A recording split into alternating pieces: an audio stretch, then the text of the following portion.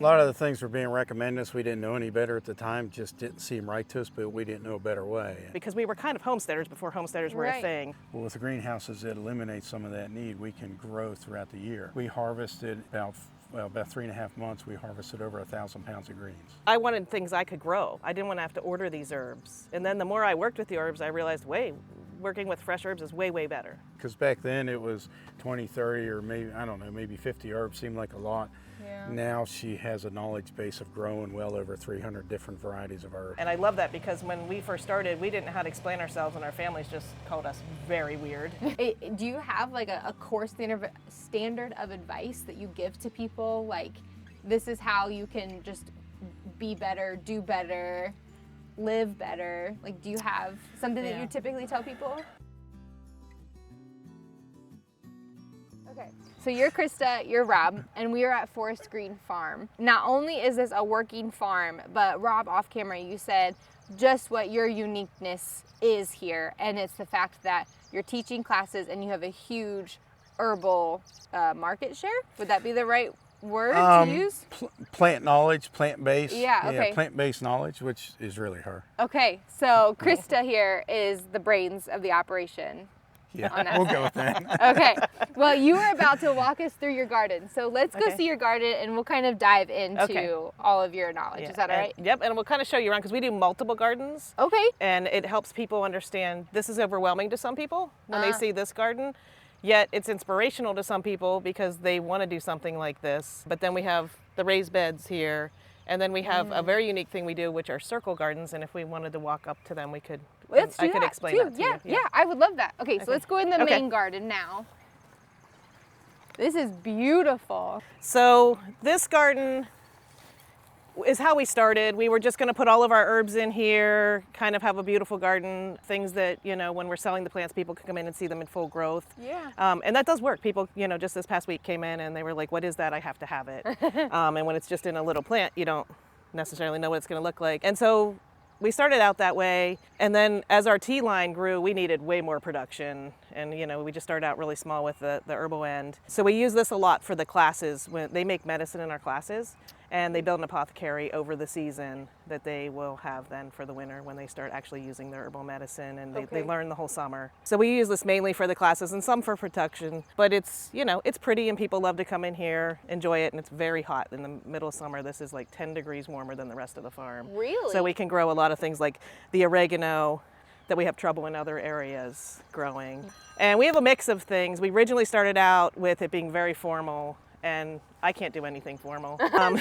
So, as the plants showed up, and it's funny because we teach roses medicine, so there's rugosa roses on the hill, and the little wild multiflorum rose just showed up in here on its own, and it was like, you should teach me too, so we have it in here, we leave it, even though it doesn't really fit, just different things in here. It's kind of early in the season, and it actually changes out as the season goes. We cut some things down and other things come up. So it's nice for people, especially in classes. They come for a series of 14 classes when they're learning herbal medicine. So it's called Whole Living from the Ground Up. So they literally get to see that, and they get to see vegetable production, and they get to see how we're raising chickens and our cattle and things. That's awesome. Yeah. So you focus a lot on classes, but what really got you doing this? Why did you start on this for our family, when we bought this farm, how many years ago? 32 or 30? 32 years ago. We bought a farm. We were really lucky. So being a young farmer yourself, you know that farms are expensive. Yeah. When we bought a farm, nobody wanted them. But we just wanted an old farmhouse. We actually didn't want a farm. We just want to have a little bit of land to raise some of our own food and teach our kids, and a little bit open. I grew up in open space and up in the mountains, and we just want to raise our kids where we can have a garden and maybe a few animals. And my grandparents had a farm that was not a working farm anymore, but I grew up on that farm a lot. And we just wanted that kind of setting for our kids. And we went, like I said, we wanted an old farmhouse. So we started with the house, and we just worked our way out from the house. And we got cows to start. Had our big garden, and we were actually more homesteaders then than I'd say we are now, because we ended up having me stay home and homeschool when homeschooling wasn't cool. I went to work, and she stayed home homeschooling the kids, which is a much bigger job than we had no money, between having the land and trying to, because it was run down. This place was really run down. Yeah. The house is 1809. Wow. So we started that, and then, doing all of our own food and everything. And my son had some learning challenges, and we were kind of dealing with that. We started him out in public school. We didn't like the system. We didn't like what doctors were telling us, just put him on medicine, And A lot of the things were being recommended us. We didn't know any better at the time, just didn't seem right to us, but we didn't know a better way. And yeah. I mean, you didn't have we kept YouTube learning. then. Yeah. You didn't have, you just had whatever you could research yourself, not on a computer even back then. We actually came across our first idea of, I've always been into herbs, but in more culinary, of herbal medicine when my son loved Native American things. We were doing a lot of nutritional therapy at that point with supplements and things, and it was really expensive, and asking a little kid to take all these supplements was hard.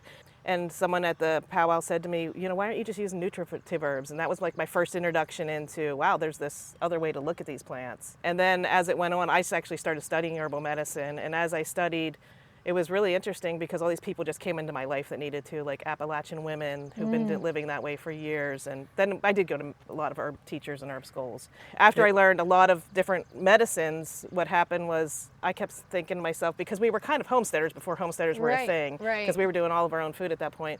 Not all of it, but a lot of it. This originally was our family garden. Yeah. Okay, this area. This whole This area. was a vegetable garden So we had worked originally. the soil for many, many years. So when it came time to expand into so many herbs, we decided to use this area because it was already very well tilled and amended, and a lot of manure, and we did a lot of work with the soil to get it really nice in this area. I wanted things I could grow. I didn't want to have to order these herbs. And then the more I worked with the herbs, I realized, working with fresh herbs is way, way better. And then I realized I didn't want all these herbs that were coming from China and being irrigated and things like that. So that's how it got us into what actually is our class and our book. Is there, there's 124 herbs in that book. That's a lot of herbs.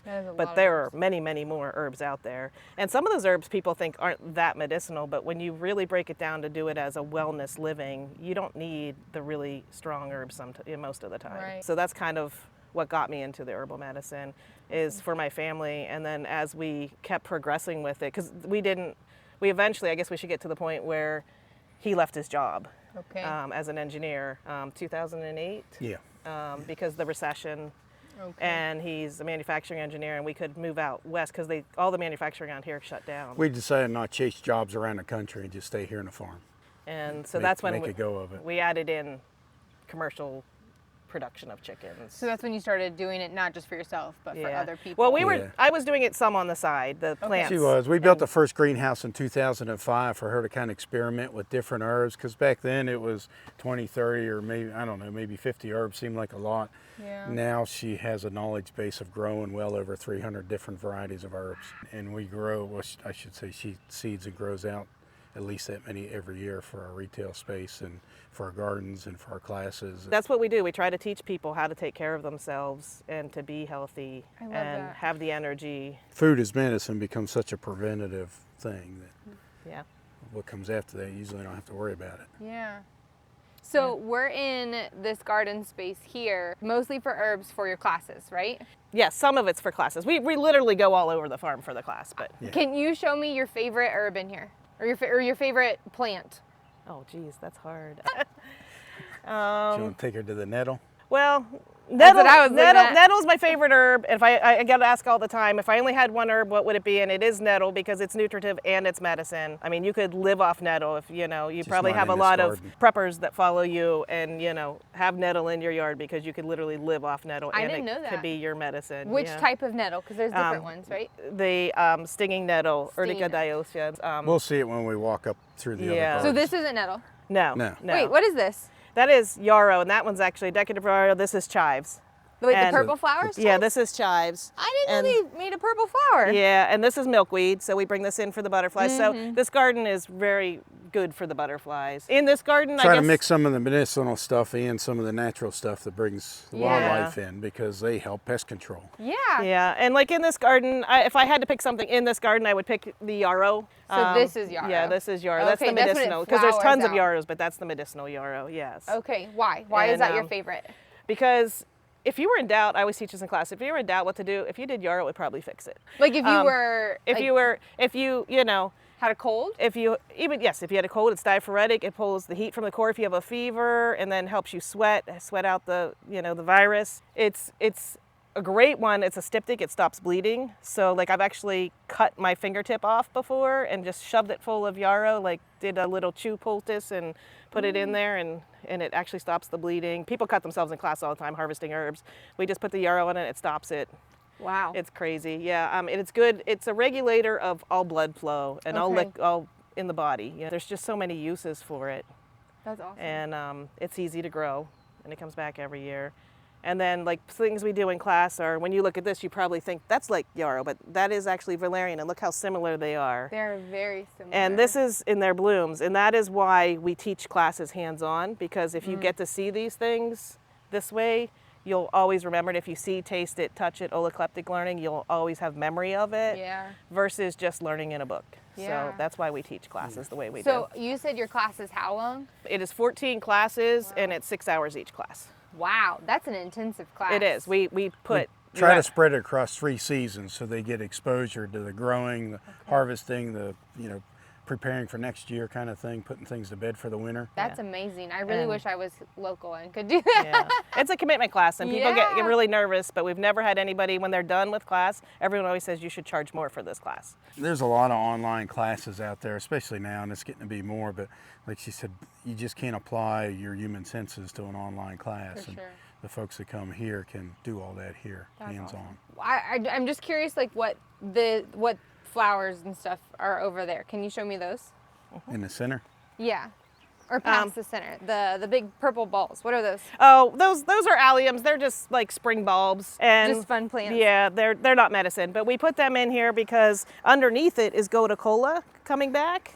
The little leaves? Yeah, the little leaves. In the spring when everybody comes, that looks ugly. And so we put those in to give it some depth. And then by the time midsummer comes, the goticola grows up and it's big enough for us to make medicine from. But goticola is like a connective tissue herb. So think about how much of your body is connective tissue, including your brain. So it's a great herb, for the brain. It's great for when you cut yourself to have the energy to connect tissue back together. It's a wonderful herb for pretty much everything. And it's from India. And the thing is, we can grow it here. I mean, not every state's going to be able to grow it, but you could grow it as a potted plant in your house and things. But the reason that other plants are here is that reason. The reason why I asked that is because I love the way your beds are laid out, first of all. That they're kind of different shapes. It was actually a homeschool project. It was a homeschool project. When the kids were little. So That's both our awesome. kids did all the symmetry. I lifted most of the rocks because the kids were small at the time, but they helped me build the fence and we laid it all out. And this was a big geometry project for a season. That's awesome. And okay, there's so much to unpack there. I don't even think I'm going to get into it, but the reason why I asked that is because you have so many different things, but then there's also some repeated things. So do you intentionally plant these beds here? We intentionally plant some, but like I showed you the valerian, the taller white one. This one? I just let it reseed where it wants to be, and it comes up and it's beautiful, and then it ends up getting cut to the ground because it doesn't like our heat of summer. And it's the root of valerian we use as medicine, so we don't really need the above ground part. When midsummer comes and this is so hot in here, that just gets cut to the ground. So I just kind of let it show up everywhere, and it's pretty in the spring. And then when we actually need to harvest it, we dig the roots. But like behind you, that little pink flower is red clover. This one? Yeah. Yeah, so that's red clover. That's a great blood purifier. And I didn't plant that, it just showed up in here. Red clover is also a nitrogen fixer. And so it shows up, and I assume that those plants need some extra nitrogen, and nature's doing its thing. And so we leave it there and we harvest it for medicine, and then we cut it to the ground and it releases its nitrogen.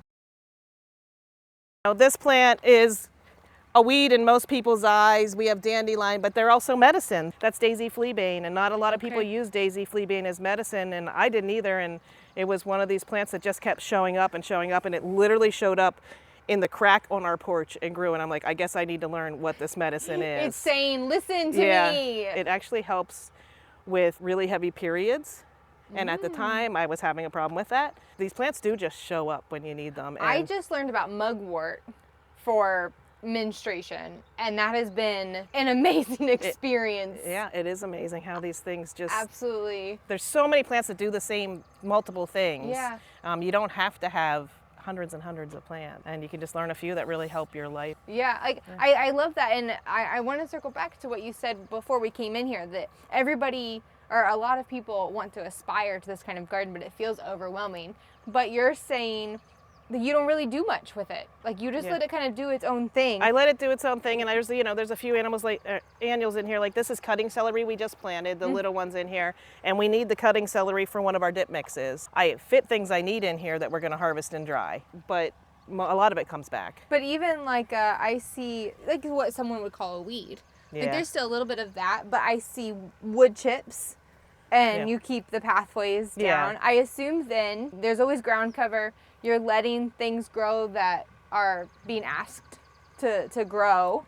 You don't really have like a weed problem. Oh, we weed in here. You do weed. We do weed in here. Yeah. Ask my good little gardening crew that comes once a week and helps me. We weed in here. Okay. She has a couple ladies that just love to garden, and they all work great together. We do weed in here, but it does help. If you have like strip rows of growing, it's really hard to keep that maintained. And even that we've come up with things. We mulch with hay in those rows because we do have production rows. Okay. There's not a lot of production because it's still cold here. It was like in the 40s last night. So it's for a lot of the heat-loving herbs, we haven't planted them yet, but we mulch with straw on those. We mulch everything. And that's where a lot of people go wrong is they just plant a garden and they don't do the extra effort to suppress weeds, and then you just get overwhelmed really quick. But it. It's like the sidewalks here. We keep everything nice and neat because it's so close to the retail space. A lot of customers will come over here and look and see what something's going to look like when it's mature, as opposed to a little tiny plant on a retail space. But the mulch, we actually clean it out, shovel this out about every 2 or 3 years. If it starts to rot down, or replace it. Turn that into compost. Yeah, that turns into our compost, and so it's all reused. Nothing just gets pushed aside. So this year it was just replaced this year, so it does look a little extra nice. Really nice, yeah. Some things just go wild. Like this is meadowsweet over here, which is your natural painkiller.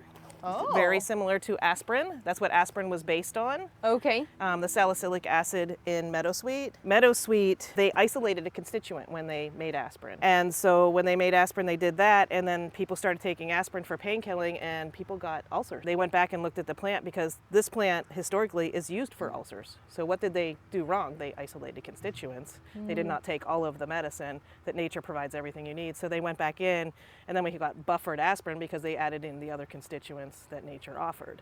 Interesting. How do you take it for aspirin? I take it as a tincture, and it has the same precautions for young children. We don't want to give it to young children. Gotcha. Especially when they're fevering. But like this started out here and kind of expanded to here, and we let it. Okay. We let it fill in. We have multiple beds of this. We use this in our troubled tummy tea, and is one of our best-selling teas. Oh. So we have multiple beds of it. Here's a plant that's a forest medicinal Solomon seal, which this is like insanely high growing for Solomon seal. But I have a forest mimicking, this is a very sunny farm. I have a circle out in front of our house that's a forest mimicking garden that I grow a lot of Solomon seal in. But this is here, and it loves being here because I swear it wants to be shown to people, because a lot of people don't make it past this garden, whether they're just coming to look. And so that's growing happily in here. And then we even have some golden seal down here. If you were to try to plant that there, it probably wouldn't be happy. Right, it wouldn't be happy. And then look, the Solomon seal spreading down here. I didn't even put it there. It's spreading from that plant down here. Oh, and then, wow. Yeah, and then this is golden seal. And like, see here, this is some weeds. We have weeds, but we'll come in the next week and do something with them. Do you cover them with like wood chips or something? I'll just weed them. You'll just pull them out? Yeah, I'll just weed them out. It's another forest medicinal we use the roots from, and this is not the setting for it at all. And when people see it, they're like, how in the world do you get it to grow here? But it just does. Things are happy in this setting, I think, of being more naturalized. Yeah. So that's a natural antibiotic herb. You mentioned your circle garden, and I think you just talked about it. Let's go see go that. way. That sounds really fun. So these are roses. This is rugosa rose. This is medicine, the petals, and then we'll use the hips. And like one of the things we teach in class, I'll just show you real quick. I don't know if this is an interest to you, is so if we, let me try to find one here. If we pick the rose like this, we're taking the stamen and the pistil and the sepals with us. We're not going to get any hips if we pick this. The hips form the seed pod. So what I teach people to do in class is to come in and strip the petals off and leave that stamen and pistil behind, and the sepal, and that will create a rose hip. And so rose hips are medicine. So the and base for petals. the seed is left behind, so it can continue to form. And then it'll form the rose hip. Okay. And then we harvest the rose hip later in the summer into the fall. And rose hips are high in vitamin C, but rose petals are medicine also. Like that's why rose is in so many facial creams and things, because it's astringent and soothing, which is a rare quality to have together. Those are things that's why people take classes, because they can come and see it and we can show them. And I mean, I guess we could do that online, but we're not big fans of that. No, I love it. I love that you want people to fully experience it, because I think it feels less overwhelming when you're like, oh, look at this flower. It just is doing its thing right here. I didn't even plant it there. It's just doing it. Versus you take a class and you say, oh, look at these plants. Look at this garden. And I'm like, wow, that looks like a lot to manage. But it's not that hard. I mean, like this bed, if you mulch it in, it only took the spring a little bit of weeding. And dandelions are not weeds, they're medicine. So they get to stay. Everybody's definition of a weed is different. Yeah. It's just a plant that you don't want there, right? Yeah. Right. And like this weekend we taught, this is wormwood, which is in the same family as mugwort. So it's the Artemisia family. We taught wormwood medicine, and they made a tincture of wormwood this weekend for parasite cleansing. And then we taught them mugwort, which is in the other garden, and if you don't know, they kind of look the same, and somebody takes you out and shows you the differences in them. And then this is in the same family. This is Sweet Annie, this is Artemisia annua, and this isn't something it is medicine, but it's more medicine that needs to be done in a lab because it's so strong. So I teach that, because I teach family-friendly medicine. Some people might be making their own, but it's very strong medicine. So teaching them that's also in Artemisia, because it gets very confusing because they're all in the Artemisia family. We try to teach them everything together so they understand and they don't get overwhelmed. I love that. So these are our circle gardens, and a lot of people are like, why'd you do this? Used to all be strip gardens, you know, the typical farmer, you till up the row type of garden, and this whole area was that. And we do have some of those, like if you look up there, we're growing. Oh yeah, there's still some. Yeah, we're growing lavender, and we'll grow a hibiscus crop there, and we're growing some mullein and fennel and stuff up there, and milk thistle up there. But we switched to this because the other one was really overwhelming. The other reason is when we were in classes, we could circle around together to learn about the plants, and we could harvest in a circle. And also for my work crew, we harvest around together rather than being in this big long row. Yeah. It's very more community based. Yeah. The last couple vegetable farmers that we've seen are doing things similar, where it's smaller beds. They're not big long rows. And one of them, he just said, it's just, I feel better. Maybe it's a psychology thing, I don't know, but he's like, I just feel better when I'm like, I got that bed done. Woo! I'm good to go, you know? You get a 150-foot long bed, it gets very overwhelming. You continue to look up and look at the end, and it's not getting any closer. Like the garlic bed this spring, it was ways to go. overwhelming. We have 3 long garlic beds, and I just felt like we were never going to get done. So we are very dry here. And especially the last 2 years. This farm, like not necessarily Virginia, but like people joke that we live under a dome because the rain goes around us, it splits and goes around us. And so we can tend to get spider mites, and we are no spray, chemical free farm. So certain crops we put out in these circles also because we have the overhead watering here. And then that will cut down on the spider mites. That's what you have here on the poles. From my engineering perspective, I thought the easiest way to transplay water is in a circle. So when we started doing the circle beds, it's easy to just have one sprinkler in the middle, and that's a great idea. We can water it. It's always difficult. The time-consuming part of the irrigation is setting up the sprinklers to match everything. Well, they're already here. All we have to do is hook a hose to it, and the hose just hooks up here on the end. We just turn it on, and it waters all 3 of these beds. It waters all 3 of them, and the sprinklers are already set up to do the right amount of area that they need to do, and we just kind of time it out and run them for so many hours and disconnect the hose. Yeah. And then as far as people go, you were talking about it overwhelming. I keep hearing you say overwhelming because this looks like so much, and it is. I mean, we do nothing else but farm. We love farming. It is hard, you know. We accept that life. But you could come and see one of these circles and say, I could do this in my yard. And you don't have to put, like, we have 2 or 3 crops in most things because we intensively plant, but you could look at that and say, I could do my whole herb garden in that for most people. And it's not overwhelming to them when they see that. So you talked about your engineering background, and your greenhouses are interesting. I hadn't seen those before. Can we go take a look at those? Sure. You said that those are custom built. You made those yourself. We did. The first one, try to shorten the story up, her father found some greenhouse materials for sale used, and we kind of worked out an arrangement. He said, You help me go pick them all up and you build the house and I'll pay for the materials. So Okay. that's kind of how we got started in the beginning. I built them a greenhouse and I built our first greenhouse in 2005 with the hoops that we purchased. Well, after that, we decided we really like this size, style, and how we can function in it. Well, I couldn't find the same materials anywhere for sale because we had used up all the used materials that we purchased.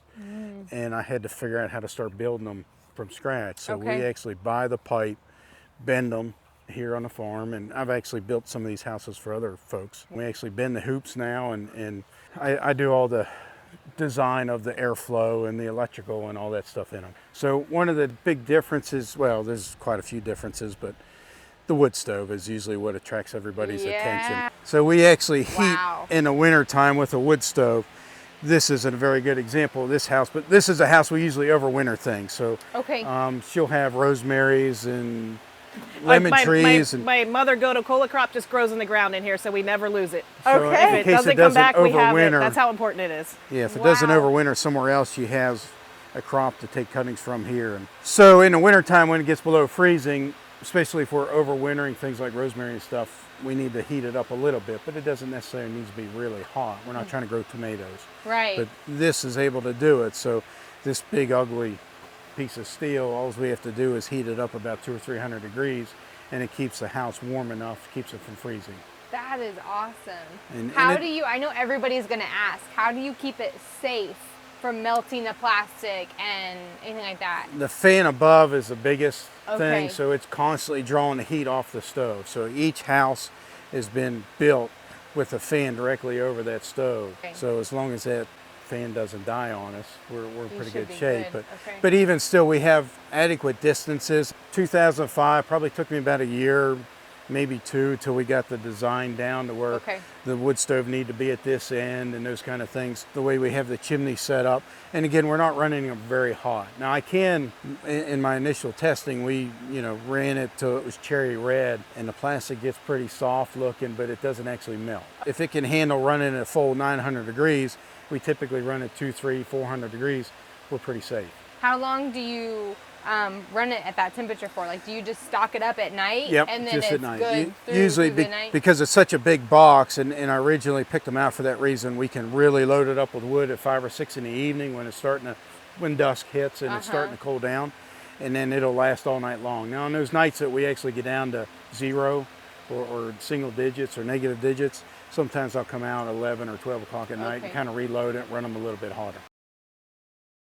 Why are you focused so much on diversity? Is that income driven, or is that just kind of production driven? A little bit of all of that. And it's all those and lifestyle driven, because we want our own food. We want our own herbs. We want our own vegetables in the winter. We do grow stuff vegetables in the summer, but just for the family.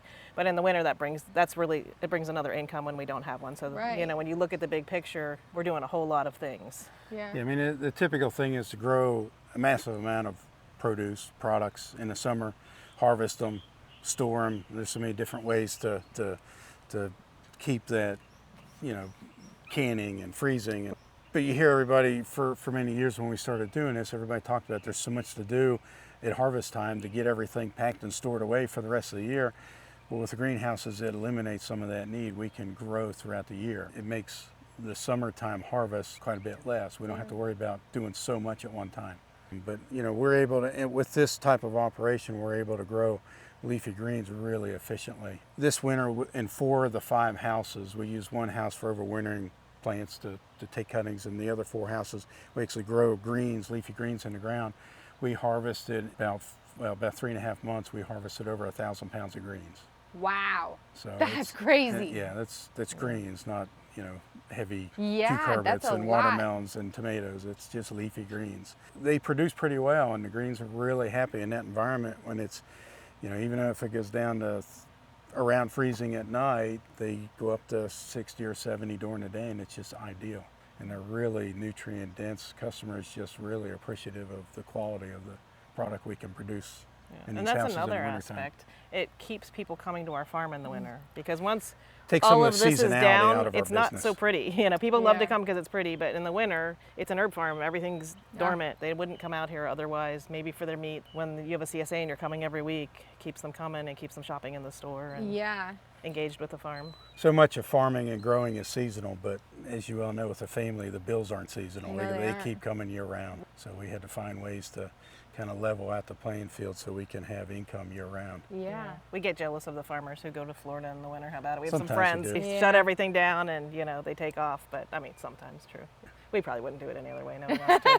But, You probably still stay here anyway. but sometimes you just wish like you didn't have to go out on a snowy day Right. out in, you know, but the greenhouses are warm when you get there. Yeah, and it's nice working. You come out here in the wintertime and it's dreary and cold and nasty out, and you're working in a greenhouse at 70 degrees. And my son and I, we've been doing it for the last 2 years together, and he helps harvest, and we actually clean and pack everything up in the house because it is wintertime. Right. So you mentioned you and your son are doing it together for the last 2 years, and your daughter mans your farm store most days. You said something off camera that the reason why they came back to the farm. Our son's been working for us for several years now. His wife, our daughter-in-law, has been working for us since she got out of college. Our daughter-in-law, Skylar, works with her most of the time on the herbal side, and they do a tremendous job of teaching the classes. And Skylar actually does all of our herbal production. Tea production. Our tea Once we get production. it dried to her dried, and then she does all of the packaging. So over the years, she's developed a lot of formulas and teas and salves and sprays and dips and seasonings. The engineering side of me took all that and organized it and turned it into a production level where we can repeatedly make the same products over and over and over. Yeah. And when Skylar came on board out of college, she kind of took that over, and she's been producing all our teas, and I don't know how many products we have now, over 200. I lose track of it now because she handles it all. And she helped with the book, and she helps me teach class. Yeah. That's So, awesome. And then yeah. our son came on board a few years ago, and they actually moved back here to the property, live in another house on the property. He just loves the outdoors, so he helps me with all the farm stuff, the chickens, the animals, processing chickens, the greenhouse stuff. He's really good at gardening. He doesn't often want to admit that, and that's because they work together as, you know, homeschooling when he Yeah, was younger, yeah. and so much of the gardens, he's really good at it, but he won't always admit to it. So he does a little bit of that too, but he's up running around on a tractor now, moving Okay. firewood to get ready for our event coming up this Nice. weekend. But in your store, you also have other things from other farms that you work with farms in the area, businesses that you work with, right? We work To with put products in. other ones in the area and artisanal, so some stuff is coming from other states based on our whole living teaching. So some things we can't get locally, And a in lot some of things sense, we the can. pandemic's changed I don't know if you want to call them goals, but the desire of the customer has changed a lot over the last few years, so our product line has changed quite a bit. We never intended this to be any type of a grocery store. We were just going to have this to sell our products and our meats and our plants and our teas and maybe a few other local farmer that we know, and things like, you know, fermented krauts and different things. But it's just developed into quite a different store as what we ever planned because of the customer desires. That's awesome. So in 2020, we signed on a loan to purchase this shed, basically, and we bought some other things because at that time we thought, at our age, if we take one more loan out, what do we want to do to the farm to expand it? And this was one of the things we talked about for years. And then the whole pandemic hit, and they were shutting everything down, and we were sitting at the kitchen table looking at each other like, what in the world did we just do? But it worked out. We built this. Purchased the shell, we finished the inside out, and it was kind of a time where people weren't really going inside the shop. We were doing curbside pickup, and it gave me time to finish out the building because we had another building sitting here that we kind of operated out of, and tables and tents lined up, and the whole, whatever we could put together to make a curbside pickup thing work, and gave me time to complete the store, and I had some help doing it. We got it all done and had it open back up in June of 2020, and we're ready for business. And again, at that time, the customer interest was quite different than what we intended it to be. What we ended up putting in the store is completely different than what we had planned. January to June, everything had changed. Wow. Yeah, it was strange because I had just seeded all those plants and got everything going, and then, you know, they shut everything down right at the time to sell plants. And I remember saying, we're going to take such a hit this year. Yeah. What are we going to do? And when she says seeding plants, she seeds 30 to 40,000. Wow. Yeah, For so spring we were plant like, sales. yeah, it's a huge part of our income. And so we were just like, you know, we were just kind of distraught thinking, what are we Yeah. going to do? And we ended up selling pre-orders for plants. People would come down, we'd hand them their bag with their name and their plants. We sold out of every plant that year. Wow. Yeah, so the pandemic was hard, but it was good for our business. Oh, sorry. Wow. It is beautiful in here. And then we have, this is the line my daughter's working on, the sugar scrubs and the tallow and the nail nurture and stuff. And then we have this seasoning Ooh. line that we do. I love it. And then you've got all of these extra things from people that you either endorse or Right. you said you're not legally able to produce, right? Like tinctures, you said. Tinctures. I mean, we legally can if we want FDA regulated, Okay. and I don't want FDA regulated. So we purchase from companies that, you know, that we We've we already know. gone through that approval process. Yes, and can we sell it. We only have a few that we actually We can approve teach of. folks how to make their own. Yeah. And then some of these are other local people. Yeah. And small producers, like this is a small producer, and these are small producers. And you've got milk in here too. We do, and it's out of the valley, Shenandoah Valley, A2 milk. Fairly close to here. Wow. Yeah, and So like we've the ferments are local. 2 local ladies make those that we know. 2 companies. So when you Rob, you just said this, when you originally bought this shell for a farm store, you did not anticipate to be, this is like a natural foods grocery store hub. Yeah, I we mean, never, the word grocery store never came to our minds. Never, It was just going to be a farm stand, so to speak. So having our products, our meats, our eggs, our herbal products, those kind of things, maybe a few other local items. At the time we built it, customers were requesting this or that, and we just kind of came to their interest and loaded it up with all the things we can afford to buy. Yeah. Of course, at the time, it was helpful that we were doing a tremendous amount of business during the pandemic that kind of put an influx of cash flow in that we can afford to buy a lot of these grocery items. And make that leap. But we have to be very careful. You know, we can't get too big because you only have so many customers that come this far Right. out to get their food. You know, but a lot of the stuff is local. Like the water kefir is a local company. You know, the yogurt's a local company. Things like that. And then there's things like the yogurt starter we carry. It's not a local company, but it's out of the U.S. and it's the one we recommend. So we try really hard to keep it mostly local things, Yeah. though. Like a lot of the cheeses and the salsas and things like that are local. And, That's and we awesome. try as hard as we can to keep it Yeah. farm standy like, you know, Yeah, at least. absolutely love it. And here's your book. I will buy this and ask you to sign it, if that's okay. Yeah. So this is our herbal book, Herbalism from the Ground Up, Whole Living Guide to Growing Medicinal Herbs. It's 127 plant profiles. Also, the beginning introduction is about everything about how to learn how to start with herbal medicine. What do you need to know? And then we have the Wellness Simplified Everyday Seasonal Cookbook, which is this one. And we go through the seasons based on Chinese medicine. There's 5 seasons. And at the beginning of each season, well, first of all, we have the pantry, which is teaching people how to, you know, why you ferment things, why you soak beans, things like that, what do you look for when you're grocery shopping. And then when you come to, for instance, when you come to each season, it has a different color on the sheets. And we explain what organs you're supporting and why eating certain seasonal foods supports your system and what to avoid in that season and what to focus on in that season. And then we have recipes that go with that for, you know, each season. They're family-friendly recipes. You know, it's not just a super healthy cookbook that, you know, you're only going to do when you're dieting or whatever. Yeah, right. It is realistic for families. That was one of the biggest things. Even though we were growing our own food and everything, our son was very picky, and trying to get him to eat things took some tricks and some compromises and things, and that's what this is based on, our family recipes.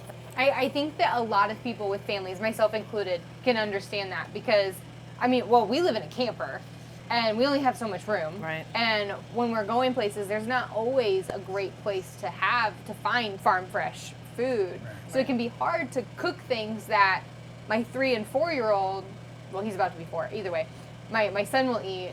And also something that is healthy. Right, and something you want to eat. And something that I want to eat. Yeah. Yeah. So I think a lot of people have those struggles. I love that. I didn't know you wrote 2 books. This is That- what We did our them class back to is back, based too. on. Yeah, we did them back to back. It was a long couple years. It was an Okay. exhausting 2 years.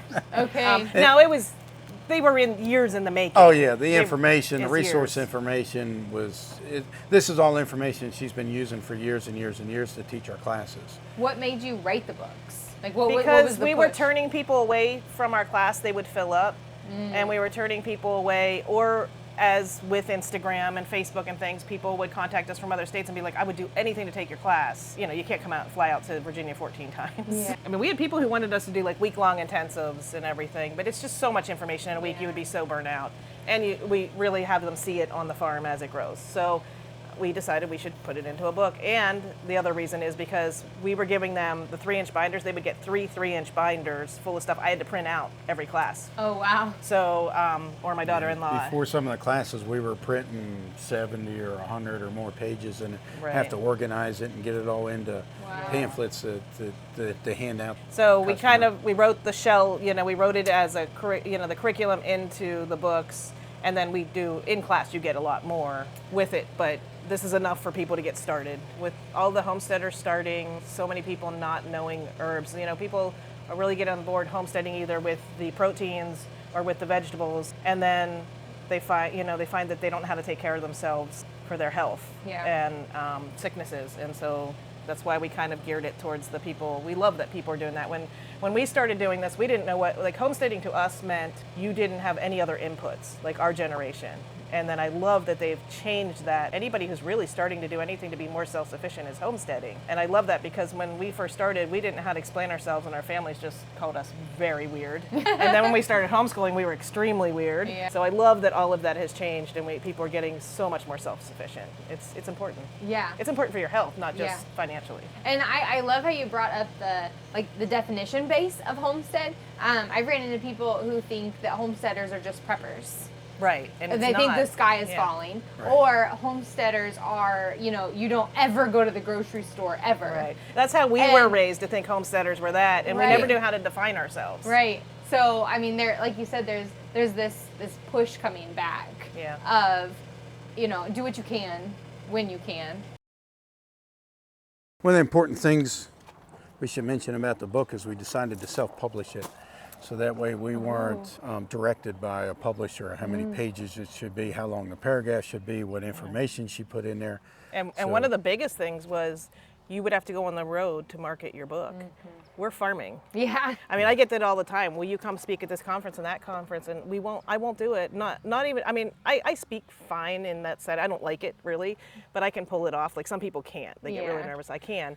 But I can't leave the farm. This is my life, and this is this is my value of life, is to be here and keep it running and not delegate this to someone else. And you said too that you guys don't do a whole lot of extended marketing. You're not seeking people like me to come out. Granted, we still find you because here we are, and you try to make time for those things, but you prefer to be in front of people who want to learn and out on the farm. Do you have like a core standard of advice that you give to people? Like, this is how you can just be better, do better, live better. Like, do you have something that you typically tell people?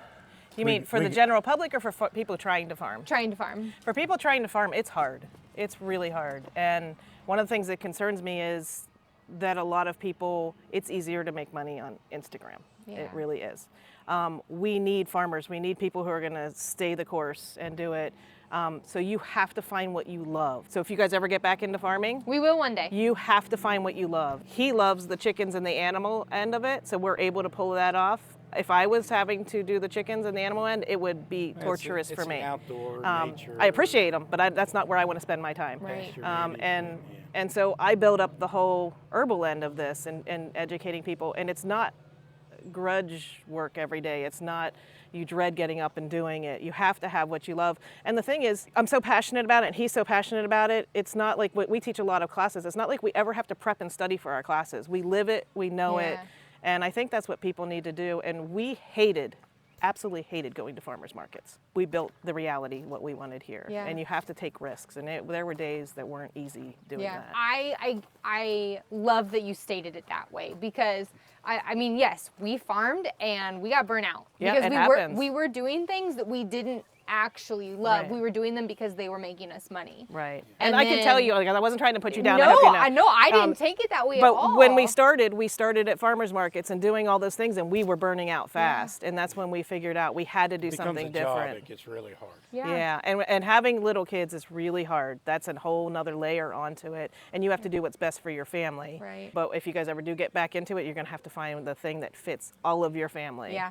I know that we will farm again one day. Good. But it's going to be on a homestead level. Yeah. I don't think that I know we will not be doing a for-profit type farm. It's not going to be a market farm. Now, if we have extras, we'll probably sell those extras, Yeah. you know, to friends, family, locals, whatever. Farming But is a blast. The consumerism part kind of drags it down, Yeah. makes Yeah. it overwhelming, and that's what adds the stress in. well, and that's why commercial farming has gotten to where it is. That's why it's a commodity, because farmers don't want to sell. They just want to grow things. Yeah. They would prefer, I spoke with a farmer one time and he said, I just want to grow all of the things and people just show up and I can throw it at them and then they can just go on their merry way. But I would be have awesome, to. wouldn't it? That would be great. Yeah. But I have And then to for your sell it. family though, you're already a teacher. Like what you're doing now going around, I mean, it's great you're giving your kids exposure to all these things. You're a teacher, so when you homestead, maybe you continue teaching Right. how to the ultimate goal would be to just be homesteading and not need another income. Yeah, that's That our would goal. be everybody's goal. That is would be hands the down our best goal. goal ever. Yeah. That's where we'll go when we retire. Just homestead. Yeah. Yeah, I love that. Just to that, you know. Well, thank you both so much well, thanks for having us. coming Sure. out, or for letting me come out and teaching me. I mean, just so many things. Just in the 20 minutes that we were in the garden, I learned so much. And I personally would like to be to your level one day, where can be. I can just name off the scientific name and know what they're for and know what they do and use them, you know, in everyday life. That is my ultimate goal for my You start with personal one self. herb at a time and you master that one herb and you move to the next one and you can do it.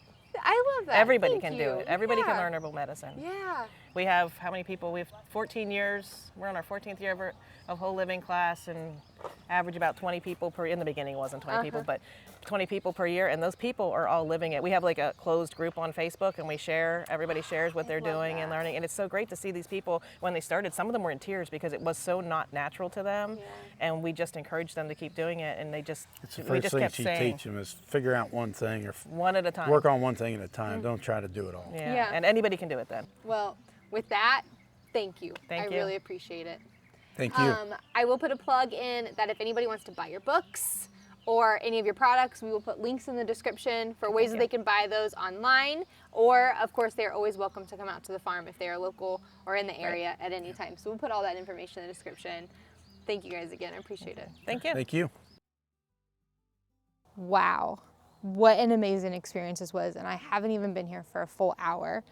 I love everything that they are talking about. Krista and Rob, they've got it figured out. And if any of us can take any of their advice, just start with one. Wherever you are, start with one. Even if you live in a camper and you're traveling the country to go visit small farms and you don't have a lot of room and you can't grow a garden, just start with one. So that's my goal going forward. I hope that you continue following us along. We are just having so much fun. This officially is our last tour in Virginia. We are going to Connecticut next. Come along with us and see who we get to meet up in the New England state.